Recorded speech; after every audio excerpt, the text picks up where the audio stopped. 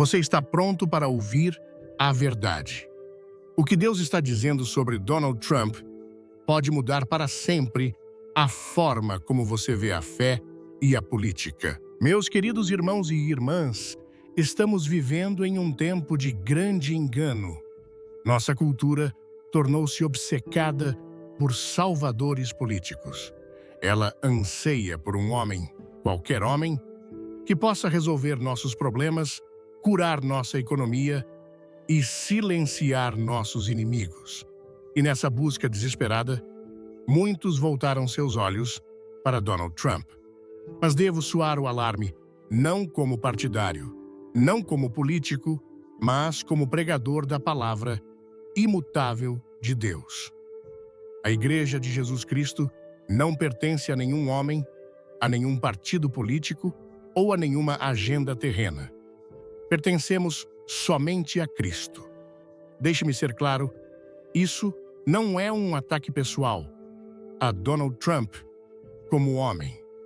Antes de começar, deixe um comentário com se você ama mensagens impactantes, e se inscreva para não perder o final surpreendente. Este é um alerta profético fundamentado nas Escrituras sobre o que acontece quando o povo de Deus compromete a verdade em nome da influência. Não somos chamados a ser fazedores de reis, somos chamados a ser proclamadores da verdade. Já vimos isso antes. Israel, uma vez, exigiu um rei. Eles olharam para as nações ao redor e disseram: queremos ser como elas. E assim, receberam Saul, alto, forte e persuasivo. Mas o que aconteceu? Ele foi um desastre. Por quê? Porque rejeitaram a realeza de Deus pelo carisma de um homem. Permita-me perguntar, o que estamos vendo hoje? Um homem surge com discursos ousados. Ele promete força. Ele jura restaurar a grandeza. E muitos cristãos correm para ele não por causa do arrependimento, não por causa da justiça, não por causa do fruto do Espírito, mas porque ele promete vitória. Isso não é discernimento, isso é idolatria. As Escrituras são claras. Em Mateus 7, versículo 16, está escrito: pelos seus frutos os conhecereis. Porventura, colhem-se uvas de espinheiros ou figos de abrolhos? Quando um homem zomba da virtude, celebra o orgulho, menospreza seus inimigos e usa o nome de Deus como um acessório político, em vez de com santa reverência, que tipo de fruto estamos vendo? Não se trata de suas políticas, trata-se de sua pessoa. E pior ainda, a igreja tem se calado. Púlpitos estão mudos. Pastores desculpam a imoralidade em nome da estratégia política. Eles ignoram a vulgaridade em nome da vitória. Dizem, mas ele luta por nós. Mas permitam-me perguntar, quem hoje está verdadeiramente defendendo a honra de Deus em uma cultura onde o nome de Deus é frequentemente usado para ganho político e sua santidade é deixada de lado? Por popularidade, quem entre nós está se levantando para defender o nome de Cristo, não apenas em palavras, mas em ações, em verdade, em santidade, onde estão as vozes que clamam, não por influência, mas por integridade, onde estão os crentes dispostos a serem impopulares, se isso for necessário, para permanecerem fiéis. Quem falará quando todos os outros estiverem em silêncio? Quem escolherá a cruz em vez da multidão? Este é o alerta que não podemos ignorar. Quando uma igreja começa a trocar sua vocação sagrada por um assento à mesa do poder político, ela não apenas arrisca o compromisso, ela perde tanto o poder quanto a santidade por completo. Deus não é zombado. Ele não abençoará o que já condenou. Seu reino não é construído com manipulação, acordos ou agendas humanas. Ele é construído sobre justiça, verdade e o poder do Espírito Santo. Não podemos avançar o reino de Deus adotando os métodos de Babilônia. Não podemos espalhar a luz de Cristo ao nos aliarmos às trevas, por mais estratégico que pareça. Os fins não justificam os meios aos olhos de um Deus santo. Não podemos clamar servir ao Cordeiro de Deus enquanto aplaudimos o rugido do orgulho, da arrogância e da autoexaltação. Não podemos nos ajoelhar no altar da cruz no domingo e nos curvar diante de ídolos políticos na segunda-feira. Somos chamados a ser santos, não apenas bem-sucedidos. Somos chamados a ser fiéis, não apenas influentes. A igreja deve decidir: seguiremos a Cristo ou perseguiremos coroas, carregaremos a marca do Cordeiro ou a mancha do compromisso, para a glória de Deus. Em nome de Cristo, devemos escolher bem. Vocês querem saber o que Deus diz sobre esse tipo de compromisso?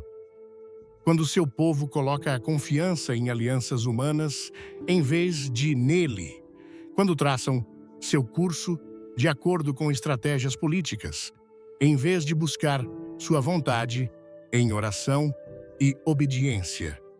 Então, não precisam olhar além das palavras solenes de Isaías 31, versículo 1. Ai dos filhos rebeldes, diz o Senhor, que executam planos, mas não os meus, e fazem alianças, mas não pelo meu espírito, para acrescentarem pecado sobre pecado. Esta não é a voz de um tirano irado, é o clamor de um Deus santo, cujo povo virou as costas para ele.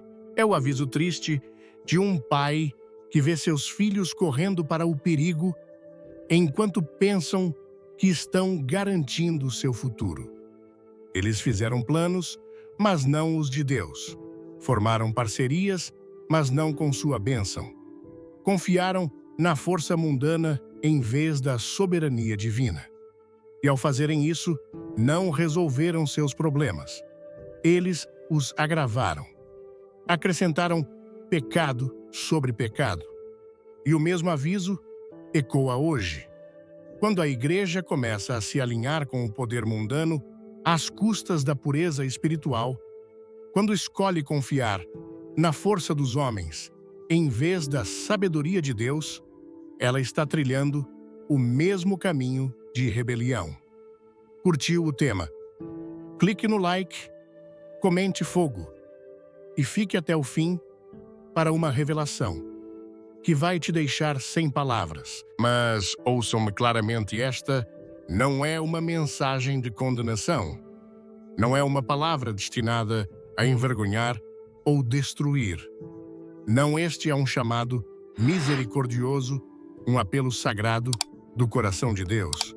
É um chamado ao arrependimento. É um convite para voltar não a uma posição política, não a uma fortaleza cultural, mas aos pés de Jesus, para nos realinharmos com seu Espírito, sua palavra, sua vontade. Deus não terminou com sua igreja, mas está chamando sua igreja a despertar, a se afastar do compromisso, do orgulho, da confiança mal colocada, e a voltar ao lugar de santidade, humildade e verdade. O arrependimento não é fraqueza, é a porta para o avivamento. E o avivamento nunca começa nos corredores do governo. Ele começa nos corações do povo de Deus. Volte, igreja. Volte antes que seja tarde demais. Abra seus olhos e veja o que está acontecendo. Sacuda o sono espiritual.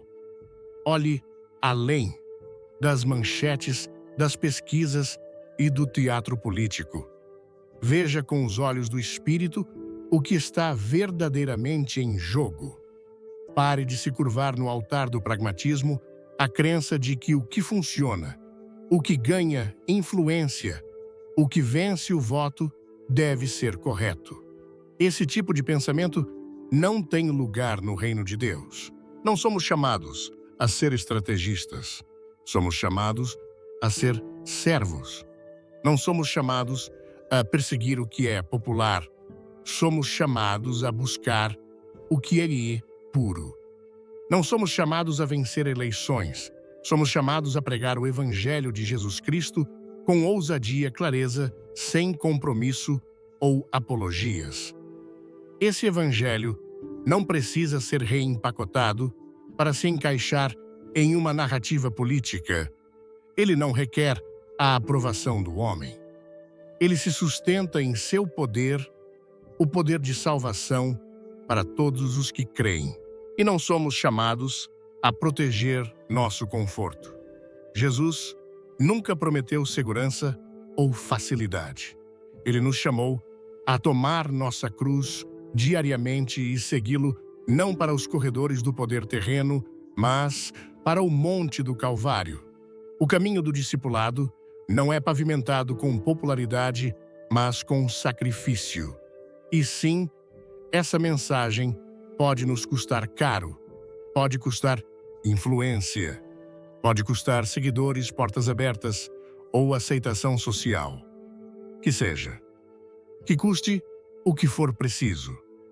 Se ser fiel a Cristo significa perder nosso lugar na conversa cultural, que assim seja. Se permanecer fiel ao Evangelho significa que não nos encaixamos mais perfeitamente nas categorias de esquerda ou direita, então, louvado seja Deus. Porque o que realmente importa não é como o mundo nos vê, mas como Cristo nos vê. A questão central é esta: estamos sendo fiéis a Jesus Cristo, não apenas em público, mas em particular. Não apenas em nosso discurso, mas em nosso espírito. Não apenas no domingo, mas em cada decisão, cada relacionamento, cada convicção. Há apenas um Salvador. E não se engane, ele não vem envolto em uma bandeira carregando as cores de qualquer nação. Ele não é o mascote de nenhum partido político. Ele é o eterno Rei dos Reis, vestido de justiça, cavalgando nas nuvens com fogo nos olhos e uma espada de verdade em sua boca. Ele não vem para tomar partido. Ele vem para assumir o controle. E quando ele retornar, ele não perguntará em quem você votou. Ele perguntará: você me seguiu? Então, igreja, voltemos ao que morreu por nós. Elevemos seu nome acima de todos os nomes. Preguemos seu evangelho, carreguemos sua cruz e vivamos para sua glória, não importa o custo. Agarremos sua verdade com ambas as mãos e não a deixemos ir. A graça de Deus é um presente dado livremente, não algo conquistado ou alcançado pela força humana. Ela é oferecida a você por meio de Jesus Cristo, não por um movimento político, não por um sistema mundano e certamente não pela ascensão ou queda de qualquer homem. A decisão diante de vocês não está envolta em complexidade. Não está emaranhada em linhas partidárias ou limitada por debates nacionais. É uma questão do coração. É espiritual. Não precisamos de outra figura humana para nos resgatar. Não estamos esperando por um novo líder para consertar o que está quebrado.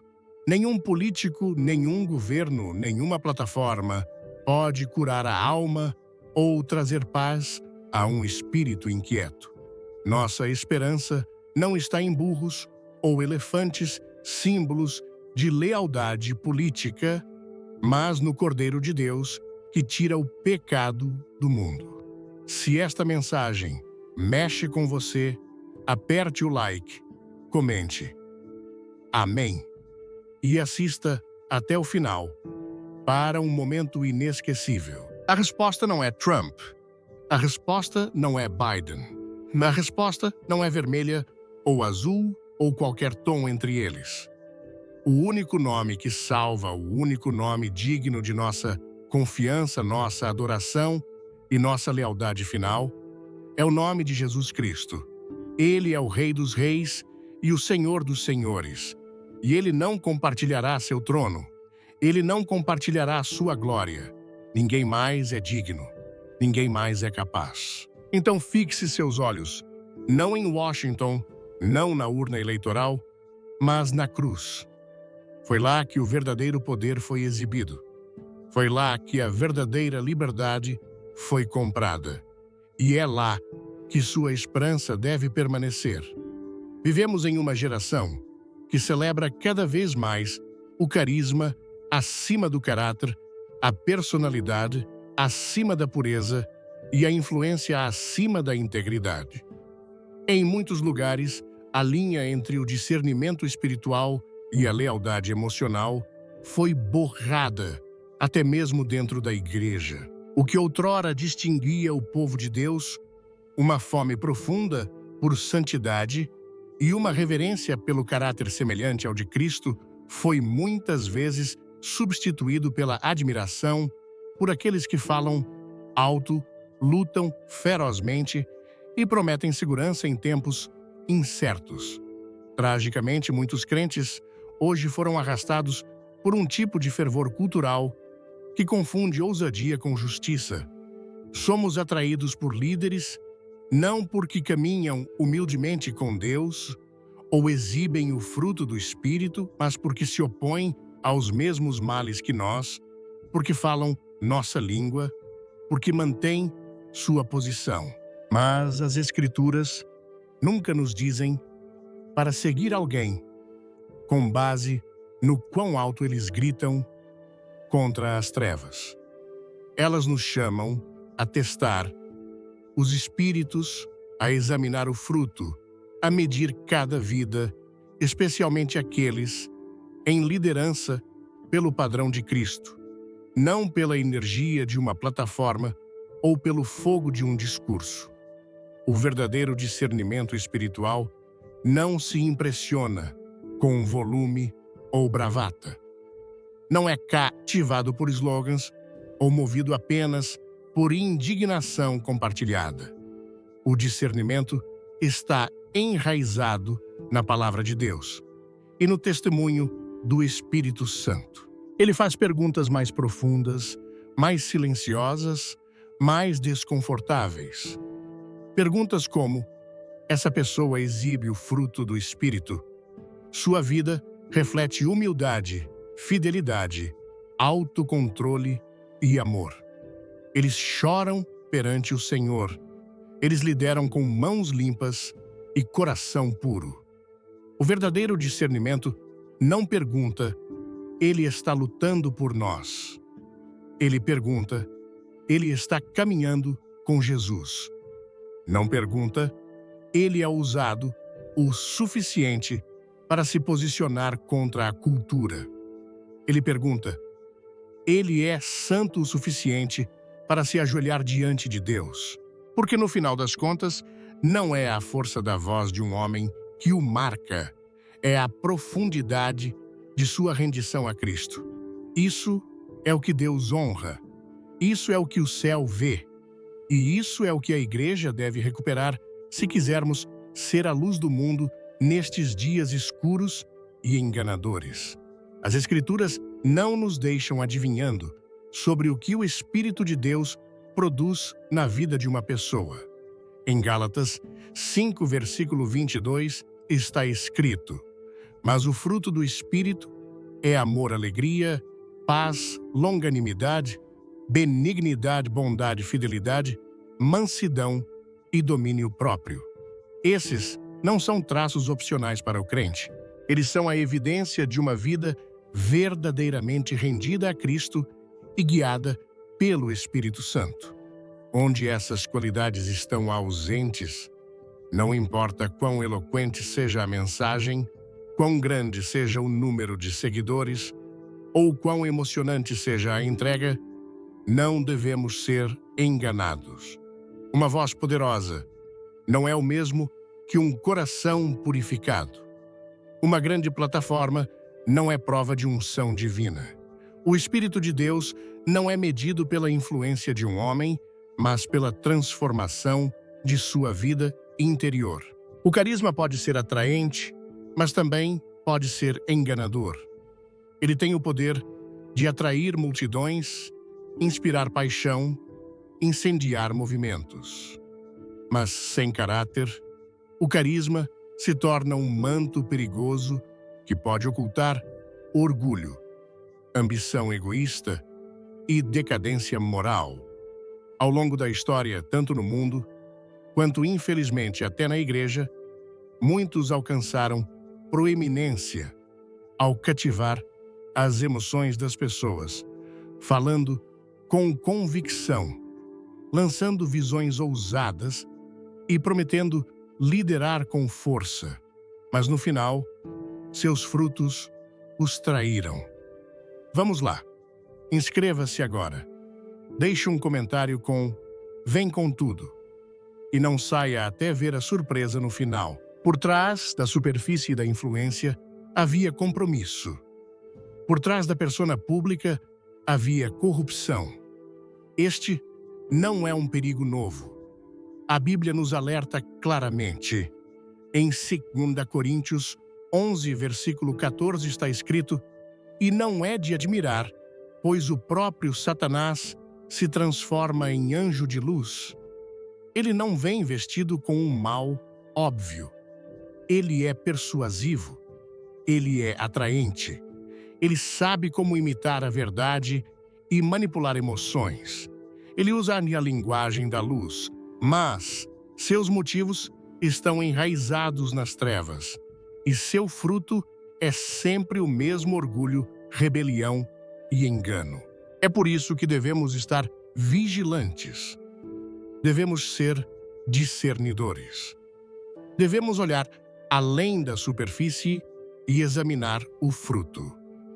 O verdadeiro teste de uma pessoa não está em como ela comanda um palco ou mexe com uma multidão. Não é medido por aplausos ou seguidores nas redes sociais.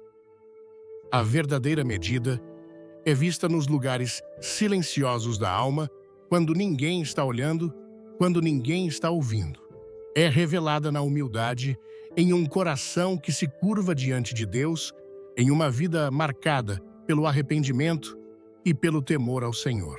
É mostrada na maneira como tratam os fracos, como respondem à correção e como se comportam nos momentos invisíveis da vida. Um homem ou mulher verdadeiramente cheio do Espírito refletirá o caráter de Cristo não apenas no ministério público, mas na integridade privada. Não apenas em grandes declarações, mas nas decisões diárias. E esse caro amigo é o tipo de fruto que devemos aprender a buscar novamente. Não o brilho do carisma, mas a luz constante da santidade. Não o barulho de um orador talentoso, mas o sussurro de uma alma rendida. Com muita frequência, a igreja moderna caiu na armadilha de celebrar as coisas erradas. Elogiamos a ousadia, mesmo quando ela vinha vestida de orgulho. Admiramos a força mesmo quando exercida sem compaixão. Toleramos compromisso e imoralidade e superficialidade espiritual, sugerindo que o indivíduo em questão era carismático e influente ou alinhado com nossas visões políticas ou ideológicas. Ao fazer isso, confundimos poder com pureza e popularidade com unção. Olhamos para plataformas em vez de olhar para o fruto. Abraçamos a habilidade enquanto negligenciamos a piedade. Mas, sejamos claros, Deus não se impressiona com o carisma humano. Ele não se comove com o quão alto alguém fala, com o quão vigorosamente lidera ou com o quão bem mobiliza uma multidão. Ele não é influenciado por quão útil alguém parece ser para nosso lado da batalha cultural. Ele não mede um homem ou mulher por seus seguidores, seu fogo ou sua fama. Ele os mede pelo coração. Ele pesa seus motivos. Ele busca integridade, humildade e uma vida rendida em obediência silenciosa. Deus está procurando aqueles cujas vidas refletem seu caráter, não apenas em palavras, mas em ações. Não apenas quando as câmeras estão gravando, mas na quietude dos momentos privados. Não apenas quando é fácil defender a verdade, mas quando isso custa algo. Quando Jesus andou na terra, ele confrontou os líderes religiosos de seu tempo com clareza penetrante. Ele não desafiou suas credenciais acadêmicas, seu conhecimento teológico ou sua influência na comunidade. O que ele expôs foi seu fruto, ou melhor, a falta dele. Ele apontou para a hipocrisia em suas vidas. Ele viu além da superfície polida e chamou o que estava escondido por baixo. Em Mateus 23, versículos 27 e 28, ele declarou: Ai de vós, escribas e fariseus hipócritas, porque sois semelhantes a sepulcros caiados, que por fora parecem formosos, mas por dentro estão cheios de ossos de mortos e de toda imundícia.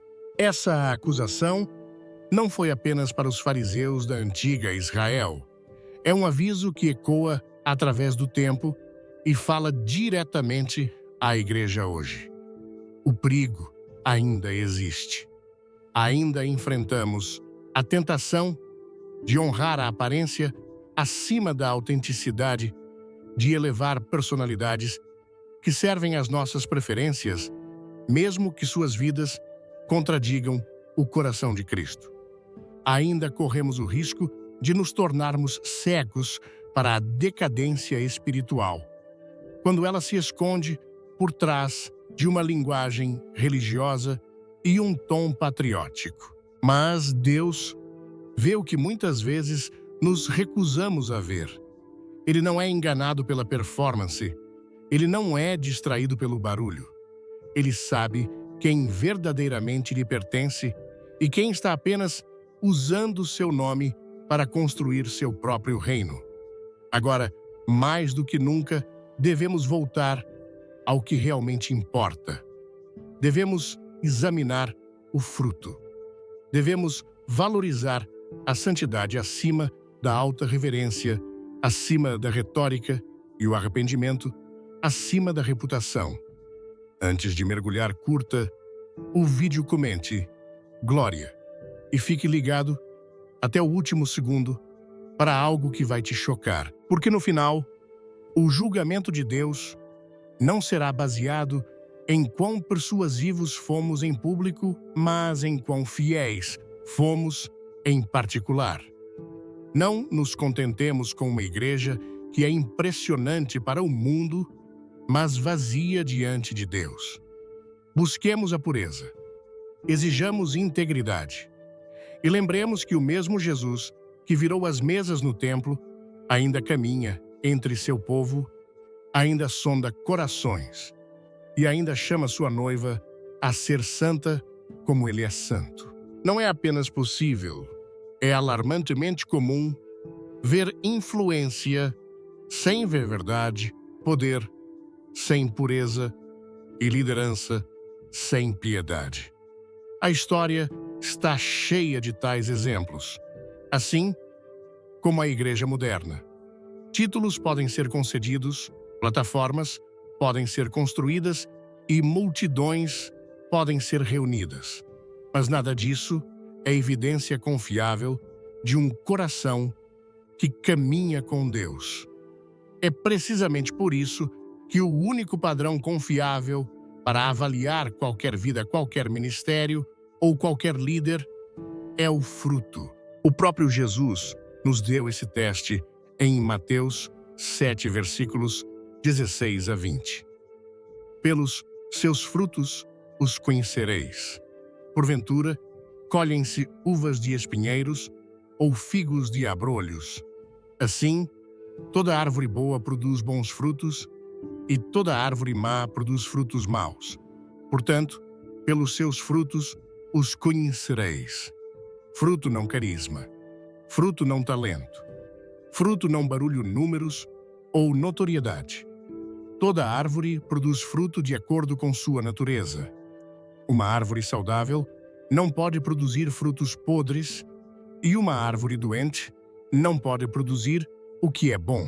Mais cedo ou mais tarde, o que está escondido na raiz torna-se visível no fruto.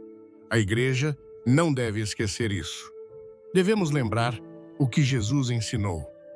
E devemos parar de justificar ou ignorar comportamentos ímpios simplesmente porque alguém parece ser eficaz ou influente aos olhos do mundo. Devemos parar de desculpar o pecado só porque ele vem embalado em uma personalidade que gostamos ou em uma mensagem com a qual concordamos. Devemos parar de confundir resultados com justiça. O carisma não é prova de bênção divina. Uma presença poderosa em um palco não significa que o Espírito está trabalhando nos bastidores. Dons podem ser reais enquanto o coração permanece distante de Deus. Deus pode usar alguém, mas isso não significa que ele o aprova. Ele usou Faraó. Ele usou Balaão. Ele usou Judas. Ele até falou através de um jumento. Mas, em cada caso, ele também deixou claro que é santo e não será zombado. Deus não está procurando carne.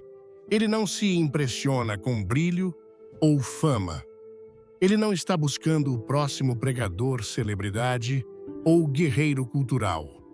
O que Deus deseja é fidelidade, corações totalmente rendidos a Ele, vidas que produzam o fruto do Espírito, amor, alegria, paz, paciência, benignidade, bondade, fidelidade, mansidão e autocontrole, conforme Gálatas 5, versículos 22 e 23. Esses não são opcionais ou extras. Eles são essenciais. São os verdadeiros sinais da presença do Espírito. No centro de tudo isso está uma verdade à qual a igreja deve retornar. Repetidamente de Cristo é o único Rei. Nenhum pastor, nenhum político, nenhum influenciador, professor ou figura cultural pode tomar seu lugar. Não importa quão persuasiva seja sua mensagem, quão patriótica seja sua retórica, ou quão grande seja seu número de seguidores, eles não são o Messias. Há apenas um que é digno de nossa lealdade total, e seu nome é Jesus. E se a soberania de Jesus Cristo não é simbólica, não é poesia sentimental, não é apenas uma ideia espiritual guardada em nossas vidas privadas. Sua soberania é absoluta. Ela alcança cada canto da realidade nossa política, nossos valores, nossos relacionamentos, nossas decisões, nossos púlpitos e nossos corações. Ele não é apenas Senhor sobre as manhãs de domingo. Ele é Senhor sobre tudo. Esta é a base de nossa fé. A igreja não se sustenta na personalidade de nenhum homem ou mulher. Ela não repousa em um movimento, uma plataforma ou um sistema político. A igreja se sustenta na fundação inabalável do governo de Cristo, da justiça de Cristo e do poder redentor de Cristo. Qualquer outra fundação rachará e desmoronará. Portanto, sejamos vigilantes, sejamos discernidores. Voltemos ao padrão do fruto e nos rendamos mais uma vez ao único Rei que é digno, Jesus Cristo, o Cordeiro de Deus, o Leão de Judá, o Senhor de todos. Jesus Cristo Não é um entre muitos. Ele não é simplesmente o maior de um grupo, a melhor opção, em um mar de concorrentes ou a principal escolha entre líderes humanos. Ele é absolutamente único. Ele está sozinho. Ele é o único, acima de todos, antes de todos e sobre todos. Em Colossenses 1, versículos 16 e 17, está escrito: porque nele foram criadas todas as coisas que há nos céus e na terra, visíveis e invisíveis, sejam tronos, sejam dominações, sejam principados, sejam potestades. Tudo foi criado por ele e para ele. E ele é antes de todas as coisas, e todas as coisas subsistem por ele. Ele não é apenas proeminente, ele é preeminente. Qualquer tentativa de elevar um líder humano, não importa quão talentoso, carismático ou poderoso, a um status messiânico, não é apenas um erro teológico. É idolatria em uma de suas formas mais perigosas e enganosas. É o ato sutil, porém mortal, de transferir a confiança, a honra e a esperança que pertencem somente a Cristo e colocá-las nos ombros de um homem. E embora possa usar um manto de patriotismo ou até mesmo zelo religioso, por baixo disso está uma rejeição da suficiência de Cristo. A Igreja nunca deve esquecer onde está verdadeiramente sua esperança. Sua identidade não está embrulhada em uma bandeira. Sua missão não é determinada pela ascensão ou queda de impérios terrenos. Seu futuro não depende do sucesso ou fracasso de um partido político, de uma decisão judicial ou de uma eleição nacional.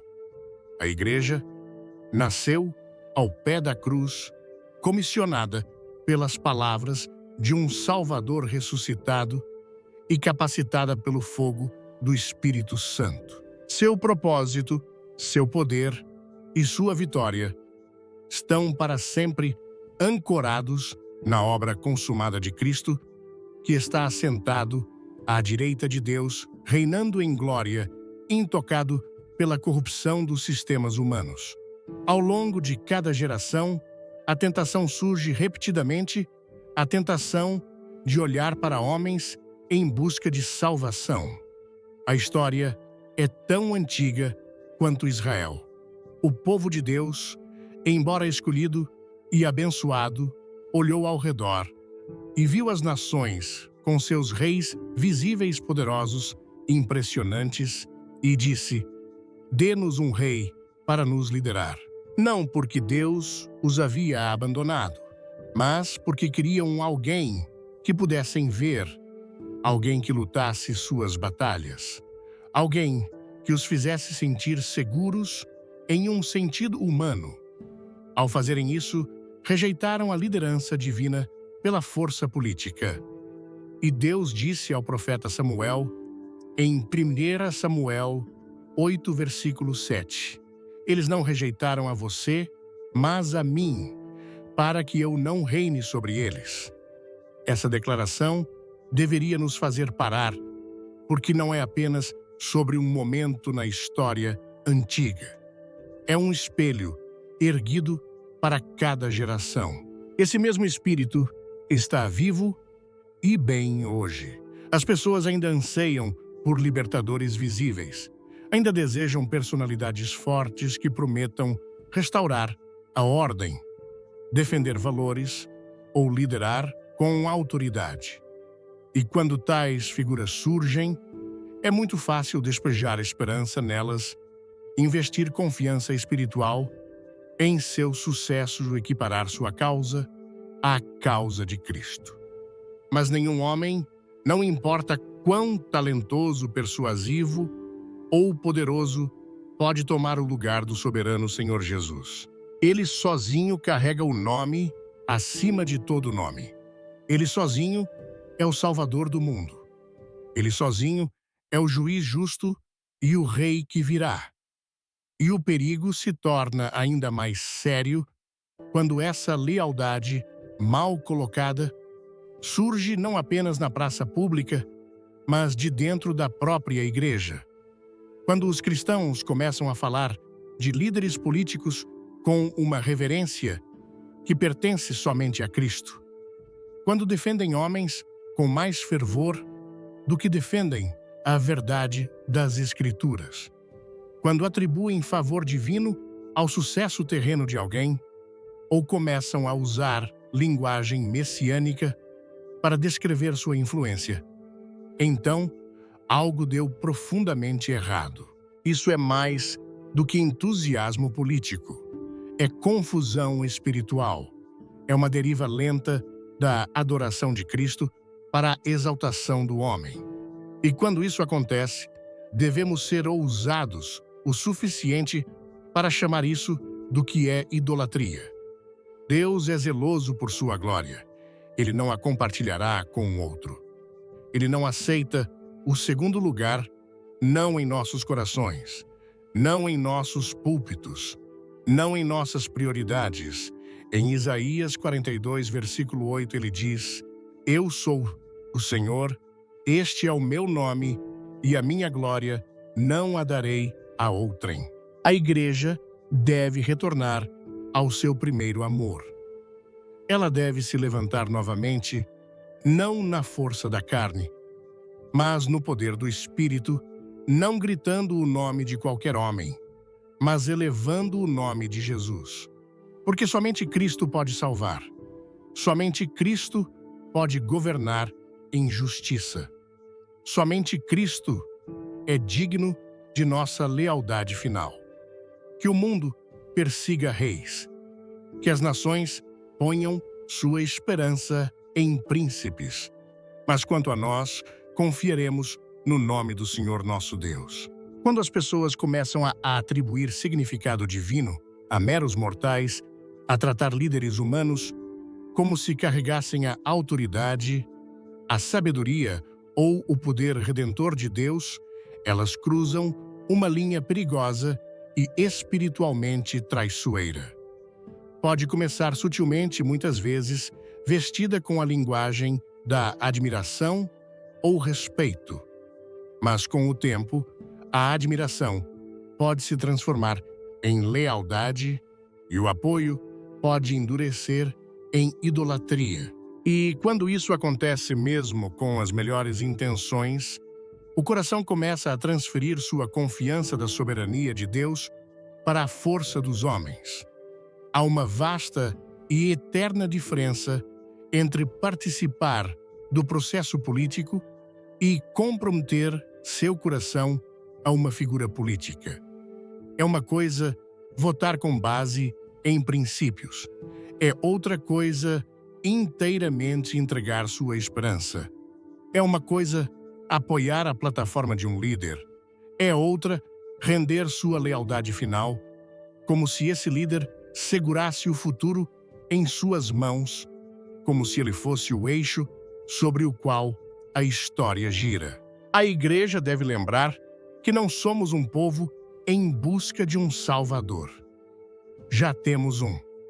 Não estamos esperando por alguém para nos libertar das trevas, porque Jesus Cristo já triunfou sobre o pecado, a morte e o túmulo.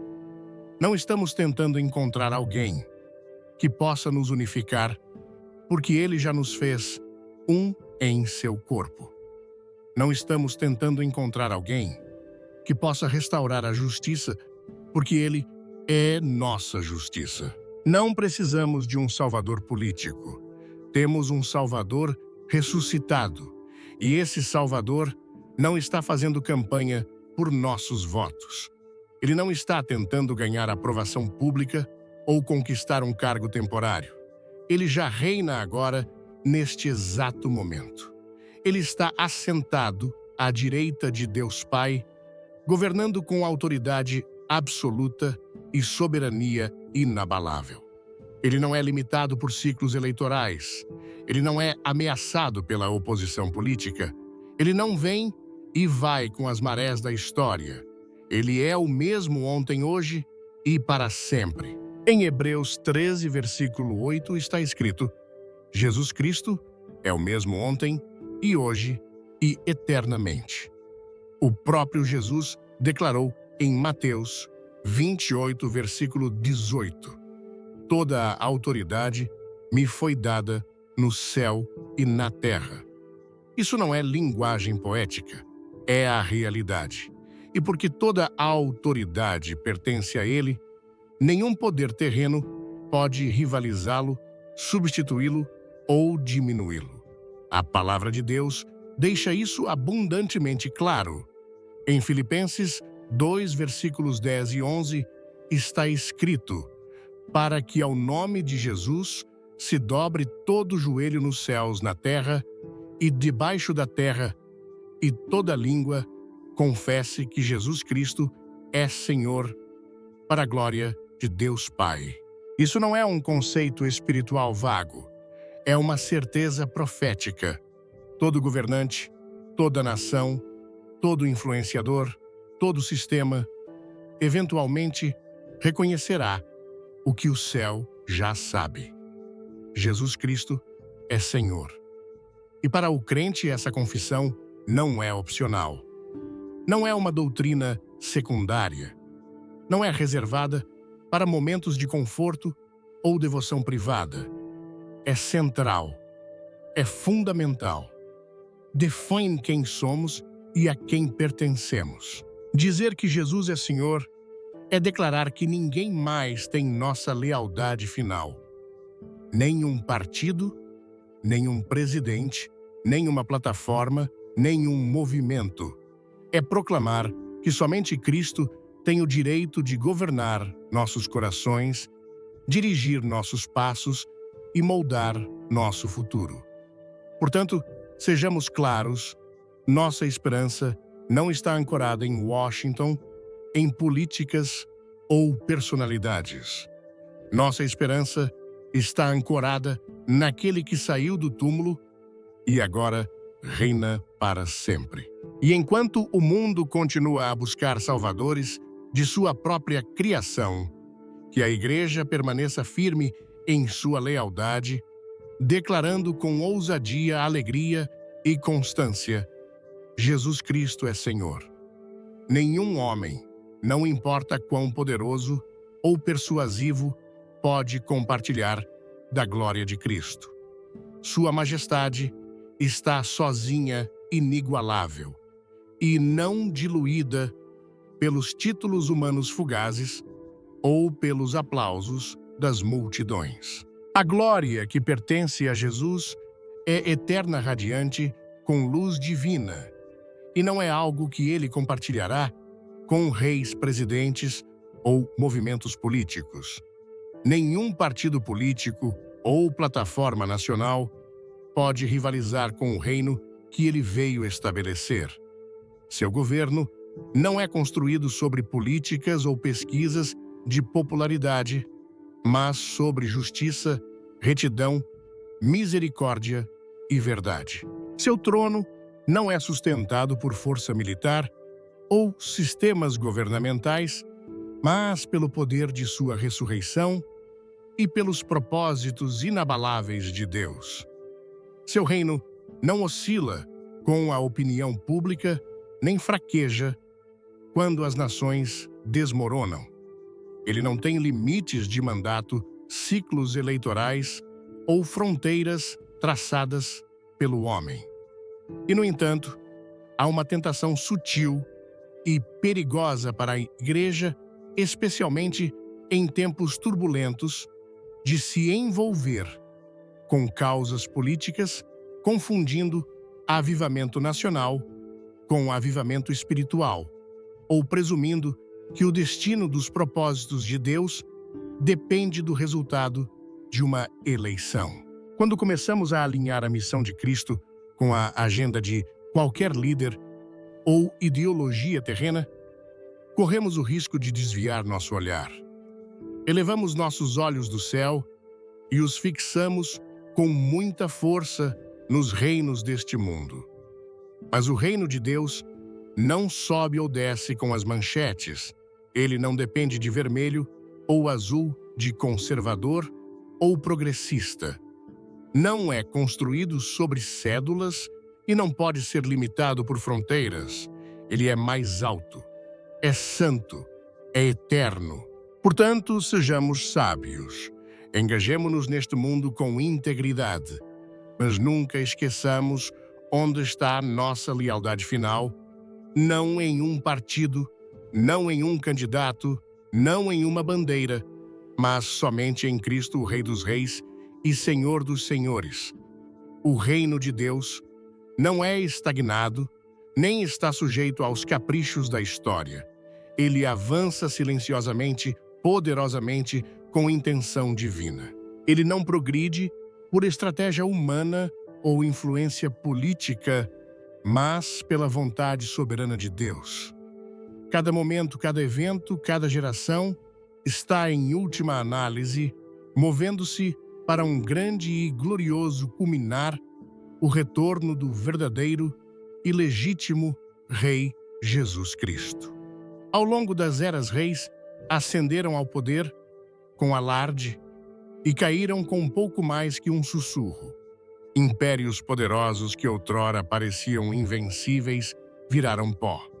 Seus monumentos desmoronaram, seus legados esquecidos. Movimentos políticos varreram nações como incêndios florestais, apaixonados, momentosos de curta duração, apenas para desaparecerem nos livros de história. Ideologias que uma vez prometeram oferecer salvação, provaram-se vazias.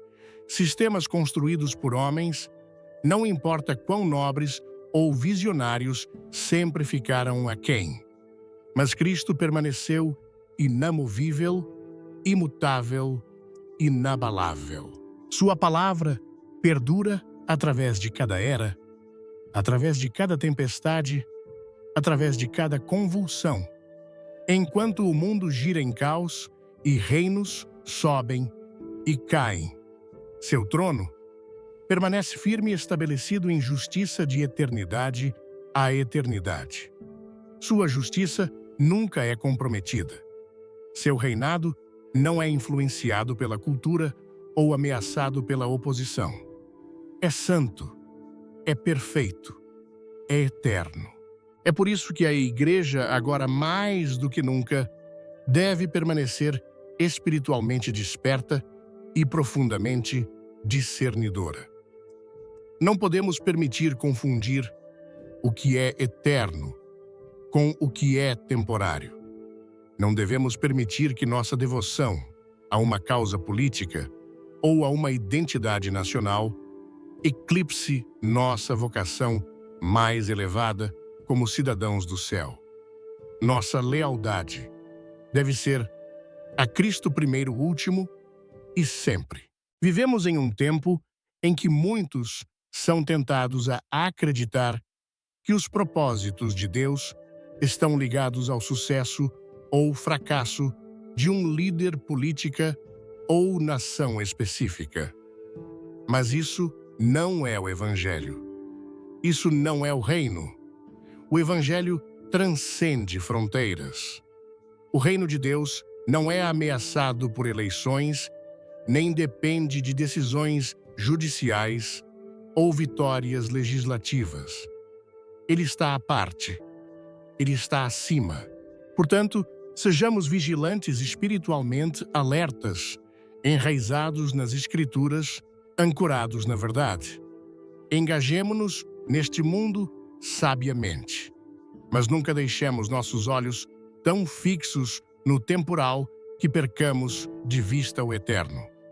Porque um dia o Rei retornará, não para tomar partido, mas para assumir o controle.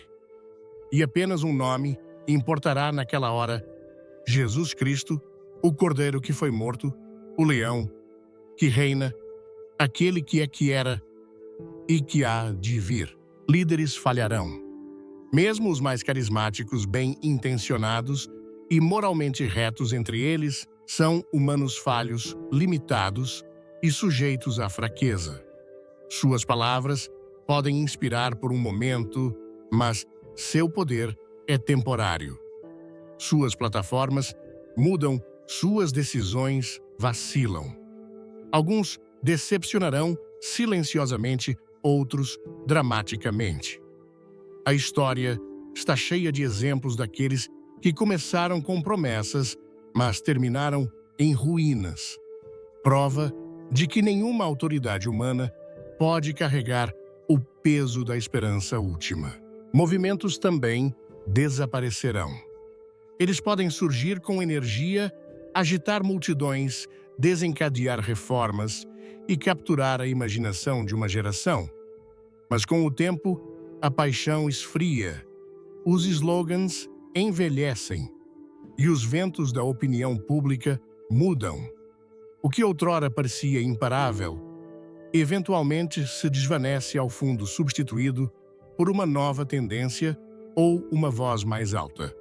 Promessas serão quebradas por políticos, por partidos, por sistemas, até mesmo por aqueles em quem mais confiamos.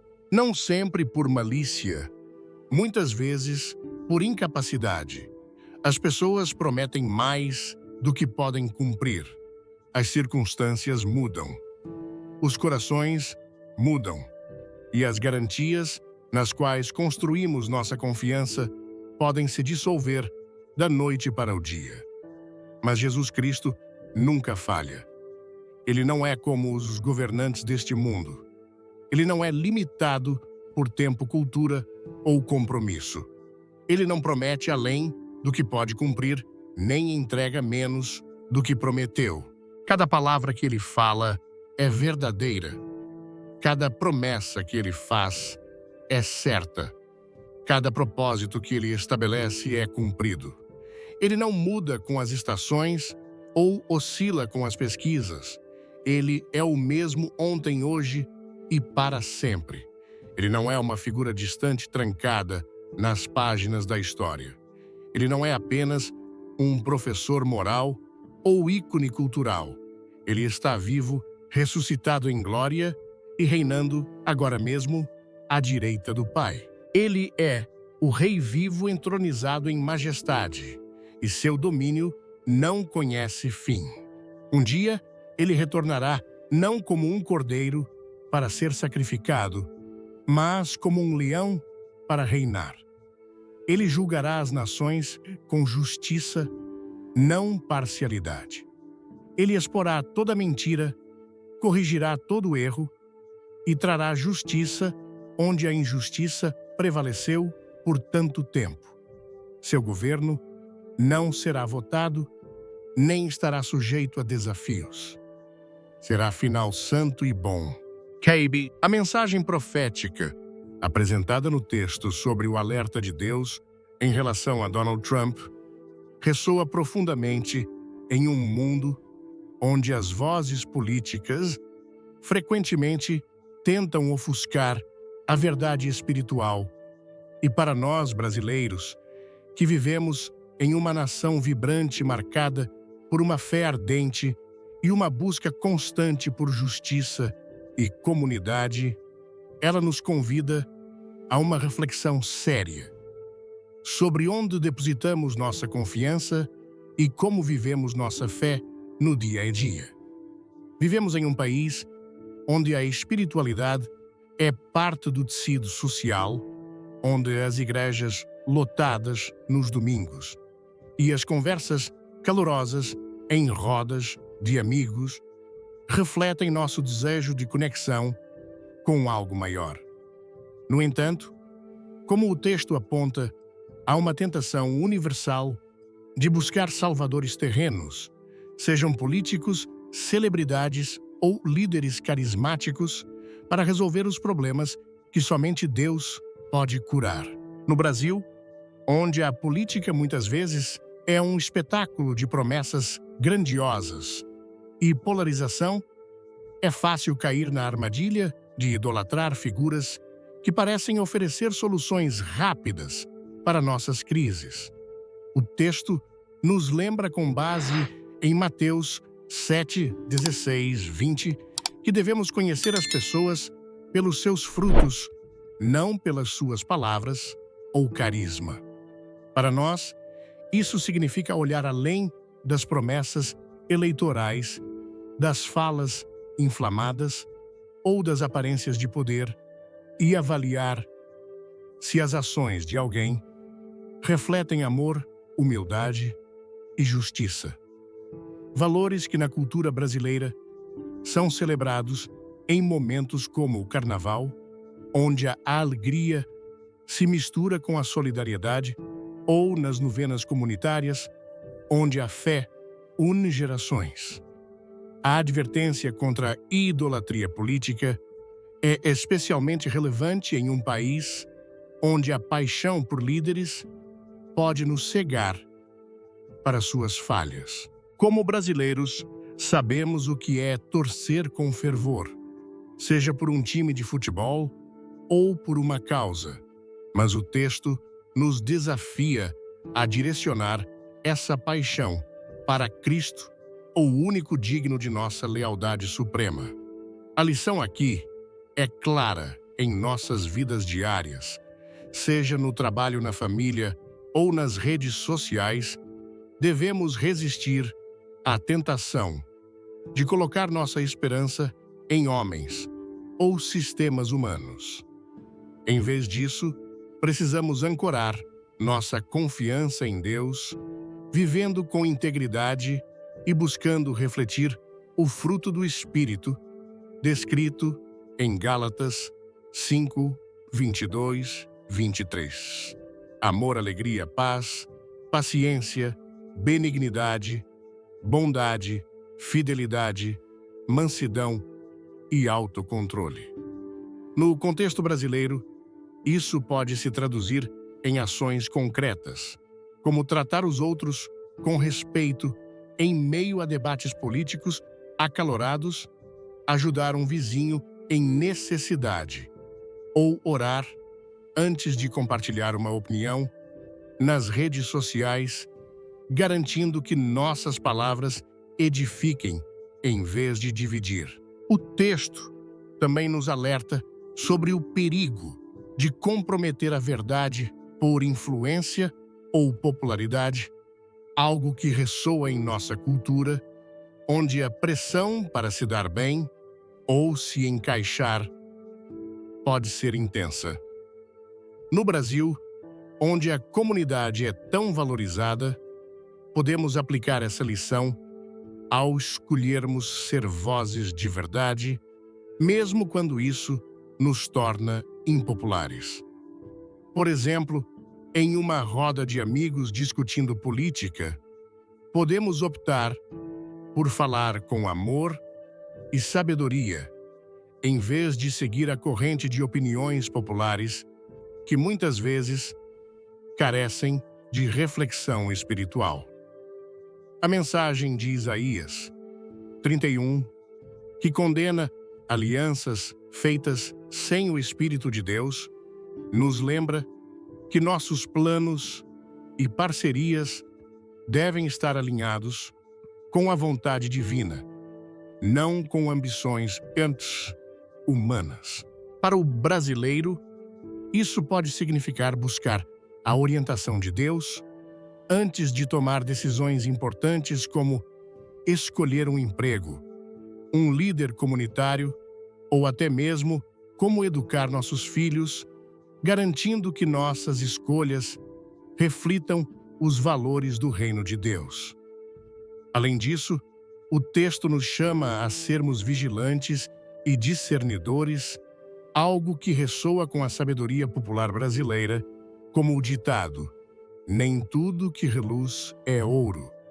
Em nossa cultura, onde a música, a dança e a expressão são formas de contar histórias, podemos usar esse discernimento para avaliar as narrativas que nos cercam, seja na mídia, na política ou até na igreja. Isso significa questionar: essa pessoa ou ideia reflete o caráter de Cristo ou apenas me atrai por sua ousadia ou carisma. No Brasil, onde a fé muitas vezes é vivida com emoção e intensidade, o chamado à santidade nos desafia a ir além das emoções e buscar uma vida de profundidade espiritual, onde nossas ações diárias, desde ajudar um colega de trabalho até perdoar um familiar, sejam um reflexo do amor de Cristo. O texto também nos lembra que o reino de Deus não depende de sistemas políticos ou líderes terrenos, uma verdade poderosa para um povo que já viu tantas promessas políticas quebradas. Em nossa nação, onde a esperança muitas vezes é testada por desigualdades e desafios, essa mensagem nos encoraja a encontrar força na soberania de Cristo, que permanece inabalável, como descrito em Filipenses 2, 10 e 11. Para aplicar isso, podemos escolher viver com esperança, mesmo em tempos difíceis, compartilhando essa esperança com outros através de pequenos atos de bondade, como organizar uma ação social na comunidade ou simplesmente ouvir alguém que está sofrendo. A advertência contra confundir carisma com caráter é especialmente pertinente em uma cultura onde personalidades carismáticas, de políticos a pastores, muitas vezes dominam o palco. Como brasileiros, podemos aprender a valorizar mais a humildade e a integridade, celebrando aqueles que, mesmo sem holofotes, vivem com fidelidade a Deus. Isso pode se manifestar em reconhecer o trabalho silencioso de um líder comunitário ou em apoiar iniciativas locais que promovem justiça e igualdade. O texto nos chama a retornar ao nosso primeiro amor, Jesus Cristo, um convite que ecoa em nossa cultura de celebração da fé, onde canções como "Quão grande é o meu Deus" expressam nossa devoção. Aplicar isso significa priorizar momentos de oração e reflexão em nossas rotinas agitadas, talvez reservando um tempo diário para ler as Escrituras ou participar de um grupo de oração práticas comuns em muitas comunidades brasileiras. A mensagem final do texto, que exalta a soberania de Cristo acima de qualquer líder humano, nos desafia a viver com uma perspectiva eterna não temporal. No Brasil, onde a vida muitas vezes é vivida com intensidade e paixão, isso significa equilibrar nossa energia com a sabedoria espiritual, escolhendo investir em coisas que duram, como relacionamentos, fé e serviço aos outros, em vez de correr atrás de glórias passageiras. Para aplicar isso, podemos nos engajar em nossa comunidade com propósito, seja ajudando em uma igreja local, participando de ações de caridade ou ensinando valores cristãos às próximas gerações. Em última análise, o texto nos convida a sermos uma igreja que não se curva a ídolos políticos ou culturais, mas que se levanta como luz em um mundo de trevas. No Brasil, onde a solidariedade e a fé caminham de mãos dadas, podemos viver isso sendo exemplos de amor e verdade em nossas comunidades, mostrando que nossa esperança está em Cristo, não em homens. Que possamos, como brasileiros, abraçar esse chamado com o mesmo fervor que colocamos em nossa música, nossa dança e nossa fé, vivendo para a glória de Deus em cada palavra, cada ação e cada decisão. Se essa mensagem tocou seu coração, deixe um like. Agora, compartilhe com quem precisa ouvir isso e inscreva-se no canal para mais conteúdos que vão fortalecer sua fé. Comente abaixo. Glória a Deus. Ou compartilhe sua reflexão. Queremos ouvir você. Não saia antes do final, porque há uma surpresa que vai te inspirar ainda mais.